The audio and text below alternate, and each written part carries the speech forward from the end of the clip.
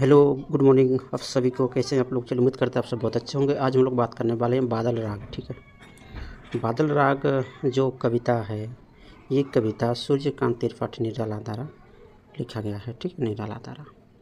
ठीक है, सूर्यकांत त्रिपाठी निराला द्वारा ये कविता लिखा गया है। और इस सूर्यकांत त्रिपाठी निराला जी जो हैं वो छायावाद के कवि हैं। इनका जो जन्म हुआ था वो होता 1889 को। ठीक है, 1889 को कहाँ पे हुआ था? बंगाल के महिषादल में। आप लोग ध्यान रखिएगा, इनका डेट ऑफ बर्थ का ध्यान रखिएगा। ठीक है, तो ये छायावादी कवि रहे हैं। इनका जन्म हुआ था 1889 ईस्वी को। कहाँ पे हुआ था? बंगाल के महिषादल में। इनका जीवन से संबंधित हम लोग एक अलग से वीडियो बनाएंगे, आप लोगों को इसमें पूरा डिटेल्स बताएंगे। और चूँकि ये जो चैप्टर्स है ये 12th क्लास का है और जो चेक बोर्ड की रिगार्डिंग पे आता है।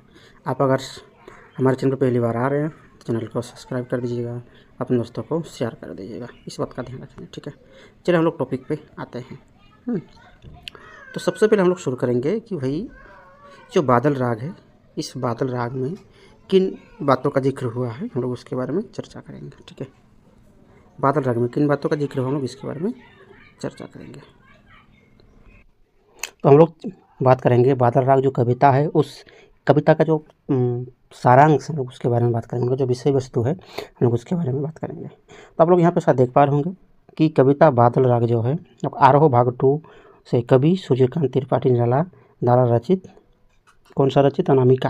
क्या है? एक काव्य संग्रह है। इसमें 6 खंड हैं। ठीक है, इसमें कितने खंड है? इसमें 6 खंड है और इसमें 6 खंड में इसको प्रकाशित किया गया है। मगर जो बादल राग है, ये बादल राग अनामिका का जो 6ठा नंबर खंड है, क्योंकि अनामिका में कितने खंड है? टोटल 6 खंड है। कितने खंड? टोटल 6 खंड है। और 6 खंड में जो 6ठा नंबर है वो आपके बादल राग के नाम से जाना जाता है। इसमें कवि आपको लघु मानव अर्थात आम आदमी के दुख से त्रस्त कवि यहाँ बादल का आह्वान क्रांति के रूप में कर रहा है। यहाँ पे कवि जो है बादल को एक क्रांति के रूप में क्या कर रहे हैं? आवाहन कर रहे हैं, क्योंकि उनके आने से जो आम जनमानस है उनका जो दुख है वो कम हो जाएगा। क्योंकि विप्लव से छोटे ही हैं स्वभाव पाते किसान मजदूर की आकांक्षाएं बादल को नवनिर्माण के राग के रूप में पुकार रही है। इस कविता में कवि ने बादल को क्रांति का प्रतीक बताया है। ये जो कविता है, इस कविता में जो निराला जी जो कवि हैं उन्होंने बादल को क्या माना है? एक क्रांति का प्रतीक माना है। ठीक है, क्रांति का प्रतीक माना है। मानव जीवन में सुख व दुख हवा के समान चंचल अथवा अस्थायी है।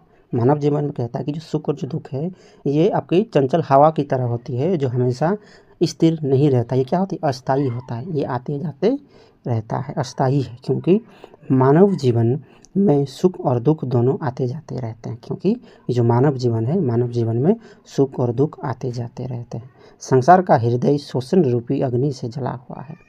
और इस संसार का जो हृदय है, जो जमीन है, वो क्या है? शोषण रूपी अग्नि से जला हुआ है। और बादल दुख व शोषण से ग्रस्त संसार पर जल बरसाकर शोषण के खिलाफ लोगों के मन में दबे क्रांति के बीज को अंकुरित करता है। और कहता है कि जो धरती जो शोषण रूपी अग्नि से जला हुआ है, इसके ऊपर जब बारिश होती है तो ये जो धरती है वो फल फूलने लगते हैं, इसमें से हरियाली आना शुरू हो जाता है।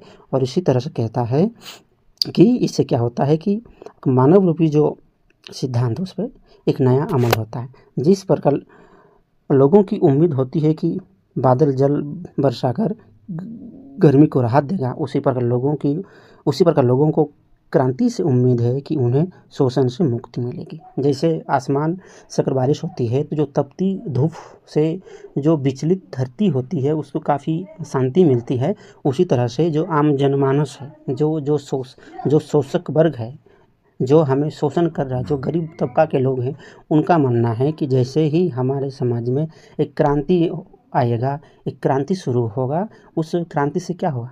एक नई जीवन धारा का शुरुआत होगा। समझो कि आपके शायद अभी चुनाव का समय है। चुनाव के समय में क्या होता है कि बहुत सारे लोग अलग अलग पार्टियों को वोट देते हैं। क्यों देते हैं? कि भाई अगर मेरे हिसाब से अगर पार्टी का अगर जीतता है, समझो कि अभी आजसू है, झारखंड मुक्ति मोर्चा है, कांग्रेस है, बीजेपी है, और सब कोई लोग अपने अपने हिसाब से पार्टी का चयन करते हैं, वोट देते हैं। क्यों देते हैं? कि भाई अगर वो पार्टी चुनाव में जीतते हैं तो मेरी जो मनोकामना वो पूरा हो जाएगा। उसी तरह से जो क्रांति होती है, क्रांति भी एक तरह से उसी तरह का मीमांसा होता है, मतलब उसी तरह का एक मीमांसा होता है, उसी तरह का एक समाधान होता है जिसके आ जाने से समाज में एक नई विचारधारा का उपज होता है। आगे लिखते हैं कि क्रांति की हुंकार से कमज़ोर व निष्क्रिय व्यक्ति भी शोषण के विरुद्ध संघर्ष के लिए तैयार हो जाते हैं। जैसे ही क्रांति की बात आती है तो उसमें क्या होता है कि जो सबसे ज़्यादा शोषित लोग होते हैं, जो काफ़ी दुखी लोग होते हैं, जिसको समाज के उच्च वर्ग के लोग ने सताया है, वो भी क्या करता है, उस क्रांति में अपना योगदान देता है, ताकि वो ये अपने आप को एहसास दिला पाए कि कल के दिन अगर कुछ परिवर्तन आता है समाज की मानसिकता में, समाज के लोगों में, समाज की दिशा में, तो उसका प्रभाव मुझे भी पड़ेगा। आगे लिखते हैं, शोषण का शिकार हुए लोगों अपने मन उद्धार की आशाएं लिए क्रांति की ओर ताकते रहते हैं। आकाश की ऊंचाइयों को छूने की इच्छा रखने वाले ऊंचे ऊंचे पर्वत भी बिजली गिरने से उस पर खंडित अथवा नष्ट हो जाते हैं। जिस प्रकार युद्ध भूमि में हथियारों के प्रहार से बड़े बड़े वीर मृत्यु को प्राप्त हो जाते हैं। कहता है कि जब भी क्रांति की शुरुआत होता है, इस क्रांति की शुरुआत से समाज में बहुत सारे उथल पुथल परिवर्तन आते हैं, और जिस परिवर्तन के कारण जो बड़े बड़े वीर योद्धा होते हैं उनका नाश हो जाता है। बड़े बड़े जो पहाड़ होते हैं, पहाड़ में बिजली गिरने से वो पहाड़ भी क्या होता है, नष्ट हो जाता है। तो इसलिए कवि कहता है कि बादल राग जो कविता है वो एक सामान्य पर्याय है। समाज में जो शोषित लोग हैं, जिसको सताया जा रहा है, उसको कैसे ठीक किया जाए, और उसको ठीक करने का माध्यम क्या है, वो क्या है, क्रांति है। जैसे ही आपके समाज में क्रांति का संचार होगा, लोग क्रांति करना सीखेंगे, लोग अन्याय के प्रति विद्रोह करना सीखेंगे, वैसे ही आपके समाज में एक नई विचारधारा का उपज होगा और वो आपको आगे लेके जाएगा। और तो आगे देखते हैं, कहने का अभिप्राय आपका यह है कि क्रांति से बड़े लोग या पूंजीपति ही प्रभावित होते हैं। कहने का अभिप्राय क्या है कि क्रांति से जो है पूंजीपति लोग ही प्रभावित होते हैं, गरीब लोग इसमें ज़्यादा प्रभावित नहीं होते।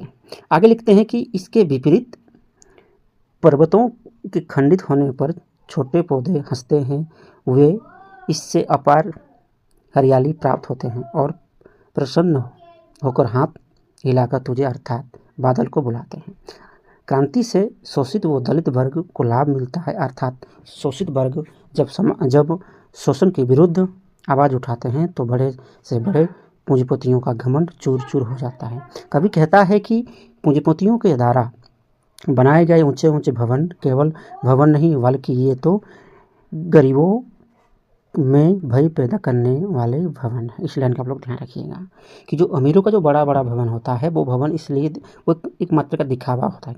कैसे होता है कि गरीबों में भय पैदा करने वाले भवन होते हैं, क्योंकि पूंजीपतियों लोगों ने इन्हें गरीबों का शोषण करके ही बनाया है। क्योंकि जो पूंजीपति लोग होते हैं वो क्या करते हैं, गरीबों का शोषण करके ही इतना बड़ा बड़ा घर बनाते हैं, भवन बनाते हैं।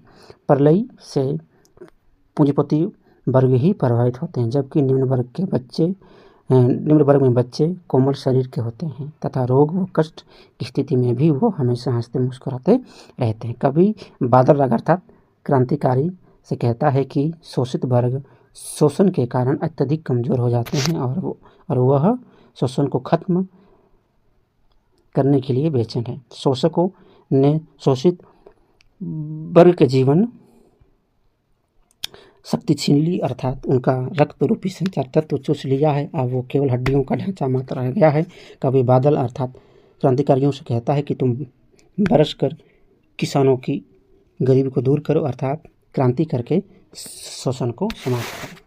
मूल रूप में आप अगर इसको आसान भाषा में समझोगे तो कभी आप निराला जी बादल राग के माध्यम से कहते हैं कि जिस तरह से अत्यधिक सूर्य की रोशनी पड़ने से जैसे मिट्टी गर्म हो जाता है, वो अपना सब कुछ खो बैठता है, उसमें न घास उगता है, न पेड़ पौधा उगता है, न हरियाली आती है, वो सब कुछ खो देता है। इसलिए वो क्या करता है, वो कहता है कि क्रांति हो जीवन में, बादल आसमान में छाए, बादल से बारिश होगी तो फिर क्या होगा, धरती हरा भरा होगा। उसी तरह से कहता है कि एक जो समाज में जो दो वर्ग पाए जाते हैं, शोषित और शोषक, मतलब शोषक वो होते हैं जो किसी के ऊपर शासन करते हैं। जैसे गरीब लोग जो होते हैं वो क्या होते हैं, शोषित वर्ग होते हैं, क्योंकि उन लोगों को कोई दबा रहा है, कोई उनको दबा के रख रहा है, कोई उनके ऊपर कंट्रोल कर रहा है। और जो शोषक वर्ग होते हैं यानी जो अमीर वर्ग होते हैं, यहाँ पे निराला जी साफ साफ कहते हैं कि ये जो शोषक और जो शोषित वर्ग है, दोनों का जो संबंध है वो एक तरह से मालिक और मजदूर का संबंध है।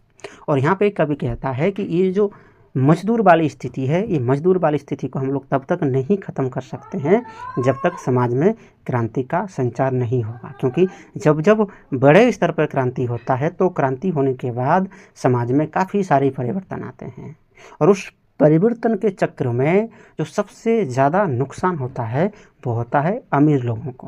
और इसलिए कहता है कि क्रांति से कभी भी मजदूर लोगों को नहीं डरना चाहिए, क्योंकि क्रांति हमेशा गरीब लोगों को प्रभावित नहीं करता, बल्कि क्रांति हमेशा अमीर लोगों को प्रभावित करता है। और क्रांति से अमीर लोग डरते हैं। जब जब क्रांति होती है तब तो अमीर लोग डर जाते हैं, क्योंकि उनको पता होता है कि क्रांति होने से समाज में जो शोषक वर्ग है, सॉरी जो शोषित वर्ग है, जो दलित वर्ग है, जो मजदूर वर्ग है, उनको उसका बराबर का हिस्सा मिलेगा। और जो अमीर लोग उनको दबा कर रखते थे, उनका हिस्सा का उसके हिस्सा का उसका जो होता था अपनी संपदा उसको नहीं देते थे, वो संपदा क्रांति होने से, समाज में नई विचारधारा फैलने से वो हिस्सा उसको मिल जाएगा और वो भी आपके साथ बराबर में आ जाएंगे। तब आप उसको क्या नहीं कर पाओगे, शोषण नहीं कर पाओगे। इसलिए कहता है कि जैसे बादल का वर्षा होना ज़रूरी है, क्योंकि उसमें उसके आने से क्या होती है, हर एक जगह पे नई हरियाली आती है। उसी तरह से समाज में समय समय पर क्रांति होना ज़रूरी है, क्योंकि क्रांति होने से समाज में जो गरीब और जो अमीर जो दो वर्ग है, वो दो वर्ग में जो अंतर पाए जाते हैं वो अंतर खत्म हो जाएगा। जिससे क्या हो जाएगा कि अमीर लोग हमेशा के लिए आपके जो प्रति वो जो आपके द्वेष रखते हैं, आपको जो ईर्ष्या रखते हैं, आपको जो हमेशा आपको जो शोषण करने का काम करते हैं, वो शोषण नहीं कर पाएंगे। इससे आप अपने जीवन को एक सामान्य स्तर पर बड़े अच्छे ढंग से जी पाओगे। आपको मैं और एक बात बता दूं कि इनका जो ऑब्जेक्टिव टाइप क्वेश्चन है आप लोग खुद तैयार कर लीजिए, और अगर आप नहीं तैयार कर पाइएगा तो आप मुझे कमेंट सेक्शन में मैसेज कर दीजिएगा। मैं आपको इससे रिलेटेड जितने सारे ऑब्जेक्टिव टाइप क्वेश्चंस बनेंगे मैं वो सारे ऑब्जेक्टिव क्वेश्चंस कलेक्ट करके मैं एक नया वीडियो बना दूंगा।